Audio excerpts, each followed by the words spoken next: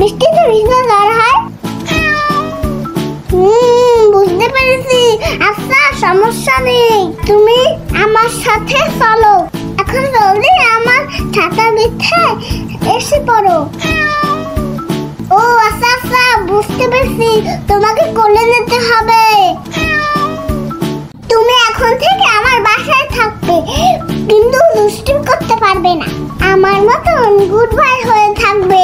তেমন আমার কাকিমা আপু কিন্তু বিড়াল ভয় পায়, তাই আমার কাকিমা আপু সামনে যাবে না, তাহলে কিন্তু তোমার তাড়িয়ে দেবে, বুঝছো?